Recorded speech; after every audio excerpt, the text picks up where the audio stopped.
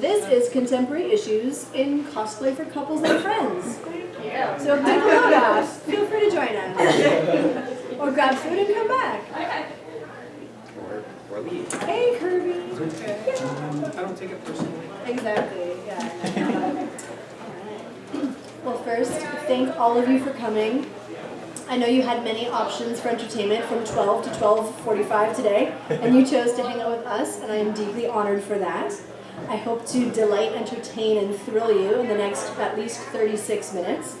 And over the next 22 minutes, we're going to be talking about, you notice how this panel gets shorter and shorter and shorter.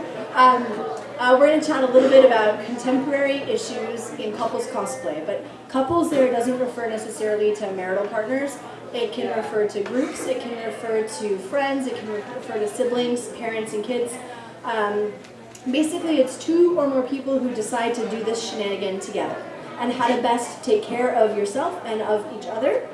Some techniques that we have found that work over our 20 plus years of cosplay and our 12 plus years of cosplay as a couple. I've been wearing silly costumes since I was 13 and I'm 38, so more than 20 years. First in historical reenactment, doing shenanigans with a group called the Society for Creative Anachronism, SCA. If you like this, you might like that.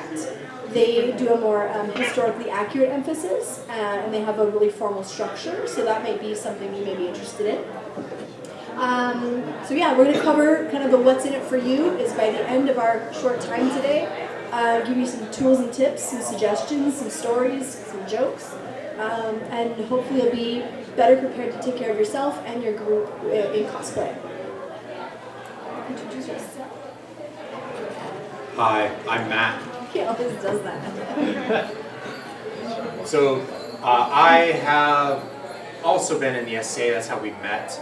And when was that? That was 2001 is pretty much when I started doing a type of cosplay. And then it was about 9 years ago that we actually started branching out from Middle Ages cosplay into different areas. One of the first ones was G.I. Joe. G.I. Joe. Who likes G.I. Joe? Woo. And then with the big explosion of Game of Thrones, it was easy to take a lot of my SCA and just start doing Game of Thrones stuff. So that worked out. And then we found steampunk, and I loved the Fallout game, and Star Wars and steampunk. So I teach electronics as a living, and I'm retired military. So I've worn costumes all my career, pretty much. Just I used to dress as a sailor. Dress up. Yeah, That's great. I can dress as a sailor like nobody's business. So one of the things we're going to talk about is what to decide, right? Because sometimes, as a couple, not both of you want to dress as the same thing at the same time, right? Like they're both doing superheroes, but they're not the same group even. An Like Overwatch player. yeah. And so even today she's doing steampunk Star Wars and I'm doing Fallout. So, and you know, that's one of those like, hey, what do you want to do? This. What do you want to do? That. Okay. And you just decide that that's okay, right? Not all the time are you going to be in the same genre. Now, often we are. You know, usually at Comic-Con, a good at least 2 days we will do the same thing. And that's because it really acts as a force multiplier. 1 Cobra Trooper is cool, 2 Cobra Troopers increases the coolness exponentially. 1 Vault Dweller or Wastelander is cool, 2 increases it exponentially because then the real couples aspect, so some photographers, some fans are drawn to that, the kind of cutesiness of like being related. And so there's a real emotional payoff that comes from, okay, you know, I have 8 costumes, but if you're going to do X, I'm also going to do X genre. And then you can have a negotiation, okay, well then the next day, can we go play in the genre that I was hoping to play in? So it's a little conversation because it means so much more to the person that you're cosplaying in that subgenre when you do match. It really feels quite cool. So the payoff there is probably greater than the, like, oh man, but I really wanted to be steampunk today. The payoff is greater. Which leads into a thing called the emotional bank account. And I forget who wrote about it. Psychologists. Yeah, psychologists. We both have backgrounds in psychology as well. So, when you keep trying to do your thing in preference of your partner's thing, whoever that partner is, eventually they're going to kind of get tired of it. So every time you want something, you kind of make a withdrawal from the emotional bank account. And whenever you give in, you kind of make a deposit. So, it's that whole give and take idea. It's just in a, more sciencey way of explaining it. And we're going to look at you a lot because we know them. And we talk to them pretty regularly. So, and you're right front and middle. So, as a teacher, you're my eye contact all the time. 2 seconds to the right, 2 seconds to the left. It's like, yep, include them. All right, good. Now we know. So the emotional bank account, the idea is that with your family, with your friends, with your partner, with your sexual partner, you have almost this idea of an account with them. And whether you talk about it publicly or not, everybody kind of keeps score. And the idea is that you really want to make more deposits than withdrawals. And so for cosplay, it's things like cosplay handling. So raise your hand if you have a costume that when you wear it, you can't see. And that matters. So on that day, you're going to need your partner in crime to maybe, do a less complex, less complicated, less fussy costume. But who's getting photographed that day? Who's getting the fans coming up to them that day? Who's kind of the star of that day? And so that entire 8 hours, is one enormous withdrawal in that emotional bank account because you asked them, please let me express my fandom in this way, and then the next day maybe, or later that night. Because the thing to remember is you've both been on your feet, and hangry is a word, and it's a concept. So hungry and angry. Yeah, hungry and angry. And so the idea is you're wearing clothes that are difficult to go to the restroom. You're wearing clothes that maybe are difficult to sit. You're wearing clothes that maybe pinch or pull or contort your body. And, right about hour 5, your blood sugar from that morning and your empty bladder from that morning, right? So taking frequent breaks is a form of deposit in that emotional bank account. And being hyper aware of what are the signals that your body is trying to tell you. Because the thing about fandom is it's a thrill. And no one wants to stop, interacting with the other fans. And no one wants to stop taking pictures and getting your picture taken. No one wants to stop shopping and stop experiencing the panel or whatever. But overall, your day is going to be better if you can acknowledge what your body's signals are telling you.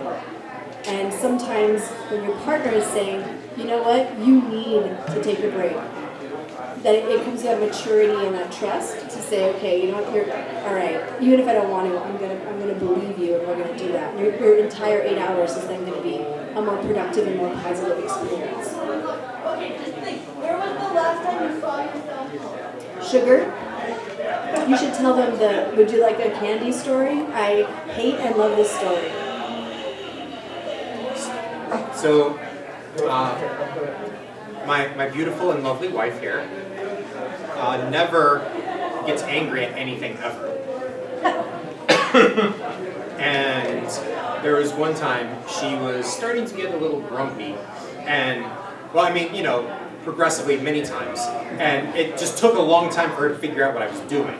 Because anytime she would get a little grumpy, I would be like, here, have a candy, here, have a little whatever.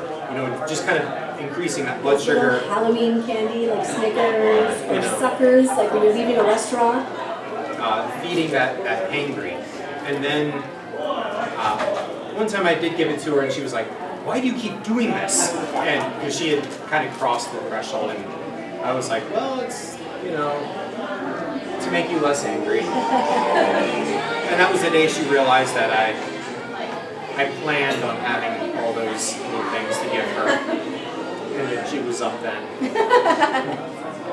So, but if that's what it takes, right? So if you've got your little cosplay box, we'll talk about cosplay boxes in a minute. If you've got your cosplay box, I urge you, throw some of those hard candies, a couple of hauls, be prepared. You know, you're leaving the house, okay, check, right? It's spectacles, testicles, wallet, and watch. Well, for us, it's like, okay, Kleenex, hauls, hard candy, you know, and so just that moment of preparedness, being very intentional in your choices. At the end of your day, like I have a spare pair of insoles because you think like, oh, my shoes are fine, but then you break for lunch and you slide that second pair or you change out the insoles in your boots and your happiness. I'm not ashamed to say I do have a spare pair of panties in my glove box. Because, you know, freshness matters. I just said that on video. Contemporary issues in campus cosplay. So it's about getting out ahead of some of these areas where you know that may be a problem, and then when you get out ahead of them and you acknowledge them, then next time is better, and then every next time is better. Because I want your experience to be entirely positive. I want your body to be comfortable. I want your relationship to not have scars and have only withdrawals because screw you, we went to that event and it was miserable. Cosplay boxes. So, cosplay boxes. Many costumes have their own pieces that don't go with anything else. And so we have bought like little totes and or bags, you know, whatever works for you, and put everything that you can of one costume into that container. Sometimes you will have things that will go between costumes, and on those, that's fine. Make a list and put it with them. You know, grab this box and in it, make sure you get these things. And if you have a complicated costume that is layered, much like this one, where everything has to go on in a specific order, write that down as well. Because you can start getting into arguments just over what's supposed to go what, where, and when. What goes on first. Because I help her get dressed, but there are parts that she does that I don't have to be there for, and there are things that I have to do that she can't do by herself. So if you make a little list of what goes on at what point, it helps both of you know when to put whatever on. Fill in the blank. Boots before blank. Corset. Boots before corset. That's rule number one. Yeah. Boots before corset. If you've never worn a Rule corset, number try to one. bend over and put your shoes on. Boots before corset. And that list I tape to the inside of that tote. And that may mean investing in your happiness more than one pair of brown boots. That may mean investing in your happiness more than one pair of like pantyhose or Spanx or whatever have you that you are crossing over, because there is nothing worse than, oh, did you grab the cosplay box? Yep. Except the last 2 weeks ago you were wearing those brown gloves with that other outfit. And honestly, the investment, cosplay is an expensive habit. And it bothered me so much I just bought another pair of gloves. They weren't expensive, and they're like $10. It was okay. But even today, I forgot my Pip-Boy. It wasn't in the box. It wasn't. It was sitting on my dresser in my room.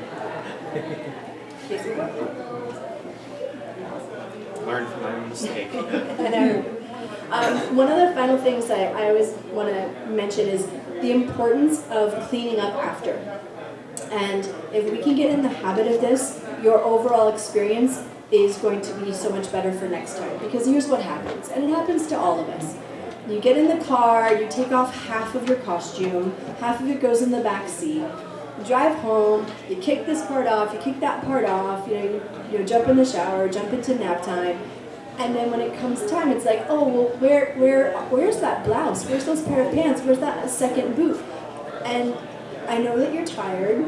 I know that you've had this full, wonderful day, but what we do is we set the timer on the microwave for 10 minutes. And that way you know it's a finite, and it goes beep beep, ready to go. Put on your iPod on your favorite 3 songs. And it's a finite. You're not doing the laundry. I'm not asking you to do your laundry as soon as you get home from the con. But you just gather up everything, put it back in the cosplay box. Because all of our tips are about making that morning you're leaving for the next con a better morning. Because then you know where everything is, even if you repaired it, you know, and then it's all ready to go. And every one of us is going to get home today at 6 o'clock after closing ceremonies, and we're going to be like, we're tired. I know that she said we should, but fuck her. But please, beep. But I promise, implementing even half of these little hacks is going to make for a more positive experience for next time. And then you are in a better mind space, and therefore are less likely to be hangry, less likely to make those withdrawals from the emotional bank account.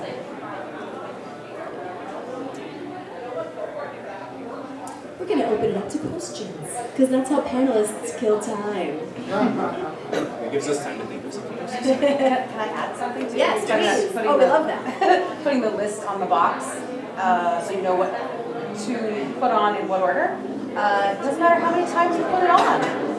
You think like you wear it the first time and you're like, oh, now I know what everything is, I know when to put it on. Doesn't matter how many times you've worn this morning, when you put it on, you've worn it 10 times, you still need it. I think a lot of people are like, oh, I know exactly what I need. Yeah, no, I think the list is good. Yeah, and that's like now this one changes almost every time I wear it. Because it's Fallout and I have a box of just miscellaneous, go to the Army Navy surplus store and buy a bunch of crap and just throw it together. So this one's a little different, but there are some key things that even, still I want to make sure I have, like my Pit Boy that I'm missing. Because I didn't make a list. Because I got used to the I'll just put whatever on, even up on there. Coveralls, Pit Boy. One of the things I wanted to touch on briefly was, I know, right? Thank you for the 5 minutes it took me, my neurons to make that connection. Was maintaining your Instagram page and dealing with online fans and online trolls. Because often there can be a little jealousy or some issues, because this is a contemporary cosplay conversation. Depending on how risque your pictures are that you've put out, because some people, they like women of Instagram, cosplayers of Instagram, there's a range between totally buttoned up to almost like a boudoir kind of area, which is great. I love all of them. But if you are putting out that material and you are just be careful of things like PMs and DMs, direct messages and private messages, because you don't want to engage trolls, but you want to be very supportive of the fandom. And if you are choosing to put out a little more provocative material, you have to make very clear the boundaries, and there's flirting and then there's the next level. And so open communication is really important. So if you are getting material that may be a little bit inappropriate, or you are being harassed, it's important to bring that up to your cosplay community and get their help and get their feedback. Because sometimes people don't even mean to, but they'll say things like, oh, looking a little round in that, corset, oh, that hurts my feelings, or, then you bring your partner in, and so you want to make sure you're sharing, things that are happening online with your partner as well, because that can and does happen. Luckily it's been pretty minor, but as you grow in your own prolific, Facebook and Instagram and social media identities as cosplayers, sometimes you get feedback. It's important that you're just bringing it up all the time. And ideas about anything, right? So we sometimes have a different way of looking at things. So you can come to some problems with a different perspective, which is good for couples, like that whole 2 different perspectives to try and do things. But then sometimes you have 2 different ways of doing things. So if you're both working on one project together, make sure that both of you are on the same page of how things are going to happen. The planning and the communication beforehand is much better than you thought they understood how you wanted something done, and then if something's done differently than how you wanted to do it, and then argument ensues. So, I mean, you know how they say communication is the key, and it's true. Communication is the key to anything that you do with other people, always. Right? So. Yeah, I would say a good 30% of the costume happens at the kitchen table with a pad and a pen, and you're sort of sketching it out and talking about it, because you've got that creative energy and you just want to go to the garage and start hammering away, or up to the sewing room and start hammering away. But it really, you're going to have a better experience. If I could sew with a hammer, I would. I haven't figured it out yet. You could have a better experience if you do the requisite sort of planning. What I call button chair time. You've got that creative juice, and that's great. Planning it out is going to have. And in that time, that's when you do the negotiating expectations for how you want something done. Because like she sews. I look at a sewing machine, and about the only thing I can do is just thread it. So I am not the sewer. I do leather work. I work with the plastic and the metal type stuff. So when it comes to that, that's my area of expertise for our combined union. So if something comes to sewing, I have to express kind of what my idea is, because to just say, hey, I need a shirt, and then she makes it, and then it's like, well, it's not quite how I had in mind, and she's like, well, I just made this for you. I just put all this time in, and it's not what you want. It's like, well, it's not what I had in mind, because I didn't say, So, and the other way around, like if she wanted a project and it's like, oh, I just made this leather pouch for you, and it's like, well, that doesn't fit this thing that I wanted it to fit. That's the whole point I wanted it. It's like, oh, I just blew an entire day making that. That way you're not, one, wasting time or material, or getting angry at someone for not liking what you made when it wasn't what they had in mind. So, part of the whole couples cosplay, because if you're ever working with somebody on something, you'll probably have had those conversations. We're going to open it back up to questions, thoughts, any problems that you may be having, or little situations that maybe the collective wisdom of the room can help you solve. Questions, thoughts? Well, when it comes to photography, I've certainly seen the both ends of it, where people are like, oh, I want you both, or no, I really just wanted, and I'm wondering, as a cosplayer, how would you prefer that to be handled? Because I mean, oftentimes I'll take pictures of both, even if I really was attracted to that one. I'm not going to say anything. I'm going to take, because oftentimes actually I'll find out later on, wow, I'm glad I took a picture of that other person. It turned out to be really nice. But I'm wondering how you would like. We just ask the photographer. Like if somebody comes up and it's like, can I have a picture? Usually I will say just of her or both of us, and then every now and then it's like, oh, just you, and I'm like, oh, nothing I expected. But I think that you answered it almost your own, because I think starting with the double compliment, you both look so great. I am a fan of Fallout. Can I grab a shot of the Fallout cosplayer? But you validated me and my effort, and the fact that I'm also here, trying my best. So I think that works really well. The double engagement. It has happened to each of us that we're standing there obviously as a pair, and one of the other of us is getting all the attention, and it does hurt, absolutely. And so that you're sensitive of that as a photographer just is a testament to the quality of yourself as a human being and as a professional photographer. So kudos to you for that. I know it's really hard when somebody is starting out in cosplay, yeah, that they don't get the attention that they really wanted because they spent so much time, and they may be unfortunate to somebody else who either is a more popular character or just does amazing work, or whatever it is that attracts the eye, and like, oh. Yeah, exactly. I'm just going to say an interesting solution to that too is simply take a picture of both. Say they're both going to take a picture of both, then ask to take one or the other. I- Because I- then it's and not that's like what that. she You said know, she like, does. you wanted both of us, and then you, and so you just kind of can follow that Yeah. model. Yeah. so. And- Or the fake shutter to press. You can. I will tell.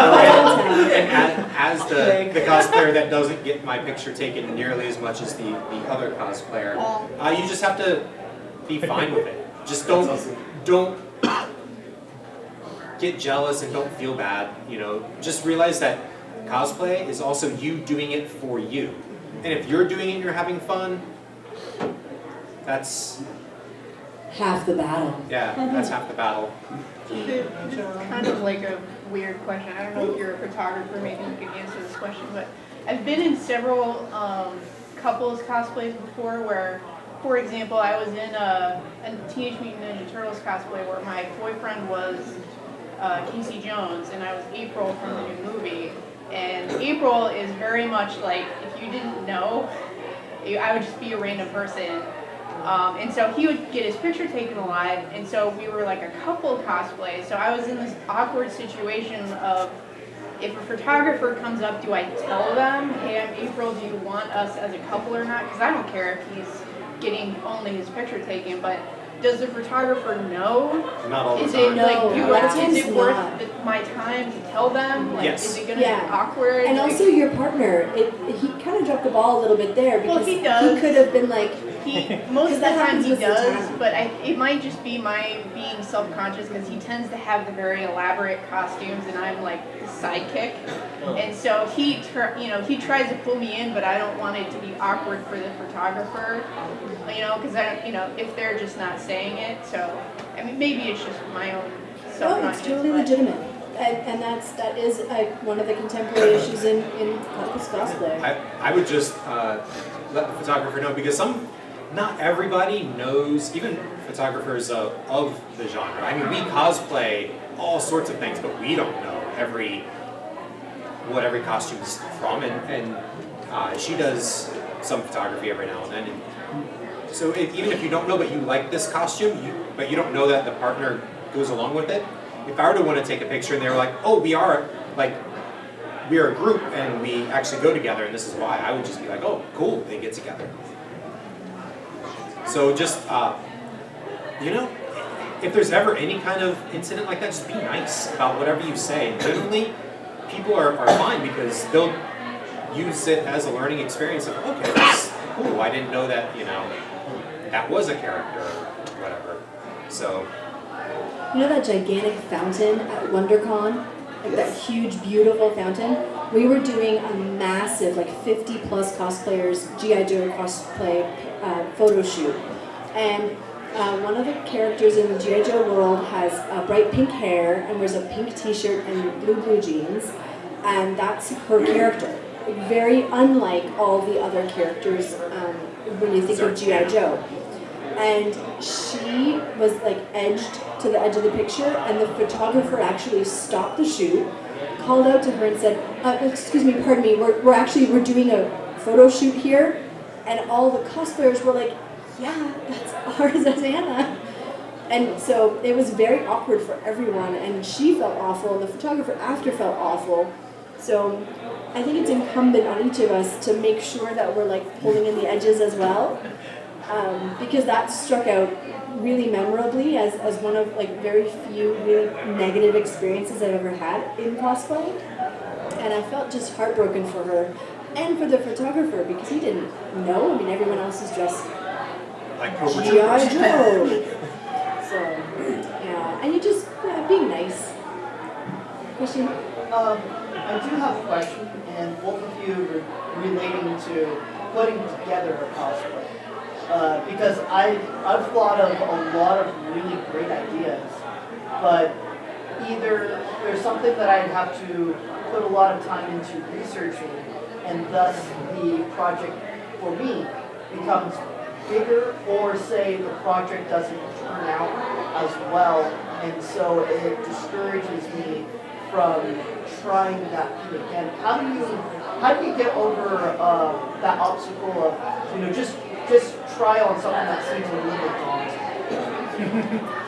Well, We actually have a big project we're working on ourselves right now as a group. There'll be 4 of us, and I'm the one that has the super lofty goal of I'm going to make some ridiculous, incredible thing, and she's the one always getting me to simplify it a bit. So if one, you do have to just kind of realize that most of us are amateurs in this, right? We come to the table with some skills and we're using those skills. So one, never beat yourself up about anything if it doesn't turn out exactly what you had in mind. And you can always keep trying to improve.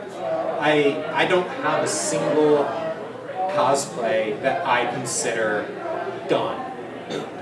Right? I am always upgrading, always updating, always modifying everything. So even if it's not exactly what you want when you think you're done, you can always keep kind of working on it. And if your idea is kind of more grand than what your partner's is, you have to have that negotiating expectation conversation. You know, come to some kind of middle ground, or get help, or there are even some that I've wanted to do that I've pretty much abandoned because she's convinced me that whether it comes to cost or storage space or time required to do it, that it is just not worth the effort. So depending on what the idea you have is, I mean, any of those things could be. I'd say also document your build process and put it online. You can crowdsource a lot of your trouble, and YouTube is an incredible university. So maybe it's something with foam, and you're like, okay, well, I know that size-wise and weight-wise, this has to be out of foam and maybe not out of Sintra or not out of PVC or not out of wood. Wood. Don't cosplay with wood unless it's like a single stake. I've like seen a wanderer wings. stick. I've seen people try to make wings out of wood, and I'm like, that's awesome. Have a chair. So I would say document your build, and when you come up to that snaggle or that point, feel free. Especially like stick it on Instagram or stick it on Twitter, stick it on Facebook, and feel free tag, hashtag, suggestions welcome. And you'll find that event pages are really great. So like Cos-Losseum, for example, right now on Facebook, it had like 210 people clicked attended. Well, you post publicly to that page, hey, I went, great to meet you all, this is what I'm building. That's 210 people who clicked that they're attending, they're gonna see that post. Well, that's more like engagement, page engagement that you're gonna get just from your own, because your own Facebook, you may not necessarily have that many makers or that many cosplayers, but coming here and linking it on this page, for example, or San Diego Makerspace, Gaslight Gathering, Overwatch Cosplayers in America, which isn't a thing but should be. Or it could be, yeah. Or it could be. But I crowdsource also really helpful if you're at home going, Have we helped? Have we answered anything? I don't know. Yeah, I mean, a lot of it is just kind of getting them over the hurdle of, this is big, I don't think I can do it, but I really want to do it. We believe in you. But if there's kind of, throwing it out there, hey, I have this idea, what would you guys do for this? And then just picking which one I think that I can do. I've always wanted to have a panel that was bring me your problems, where we had like literally like a half-finished project, like throw it in the truck and then just bring it in, where we like showcase and have like a round table of like, okay, gosh darn it, how do I adhere A to B? Or we did an entire panel on adhesives. Adhesives. Adhesives are the pain in my This existence. to that.com. This to TO that. This to that.com has saved my bacon many a time. And you can adhere bacon to things. This to that.com. And so I might actually do that for the next Cos-Losseum. Come back next year, we'll do it. And not everything is going to be something you build quickly or overnight. I mean, I've had projects that at the end they don't look all that big, but it took me like 2 months of every single night for like 6 hours to finish, and in the end you're like, oh, that's really cool. Doesn't look like it would have taken that long, but it sure did. Because, and that's another thing, don't get frustrated if it takes longer than you think. Because especially if you're just learning, like if you don't know how to do something and you're just kind of learning, expect to make mistakes and expect it to take a lot longer than you thought. There are the people that will be like, oh, I just, really quick before Comic-Con, or before the event, I'm going to try and finish it up. If you can't, just accept it. Okay, so it's not ready this time, I'll have it ready next time. There's always a next time available. I know very well how things take longer than expected. Well, for example, this simple walking stick, believe it or not, actually took me a very long time to do because you're thinking it's just a stick, right? Well, once I found the stick, I had to measure it, so when I cut it, it came out to the right point, and then okay, I had to completely debark everything. Oh, that's not going to take any time. An hour and a half later, I'm not done! And then after that, having to sand it like 10 bajillion times, and then apply the lacquer, realize, that's not quite what I want, so and then I carved my own wands for my own cosplays and things like that. And each one takes anywhere from, I think the shortest one, 4 hours to actually complete, and the longest one, 8 plus. And it's like, it's just a little piece of wood, that big. But that little piece of wood, that big, has a lot of time and attention to detail. But if you look at it, it actually doesn't even look like all that much. But if you could see what I go through just to shape it from where it came, it's like, this is night and day. One of the other panels that I lead is about how to take your cosplay and your not-for-profit activity and put it on your resume. And that is an incredible story in an interview for tell me about a time you accomplished something you didn't think you could. Because when they're hiring you, they're hiring the whole of you. I'm a certified career coach. Find me on Facebook, I will fix your resume. And there's a lot of parts of our lives in cosplay that demonstrate the techniques that maybe even employers are looking for. Overcoming adversity, working well with others, working with tight deadlines, excellent customer service and attitude while under pressure and stress. Like, I'm being stabbed by my boning, but I'm still very kind to people because I'm dressed like a Disney princess. This kind of thing. And so, one of the other panels that I love to host is how do you put this on your resume panel? Because it's actually incredible. Like, all of you are demonstrating techniques and habits that employers are looking for.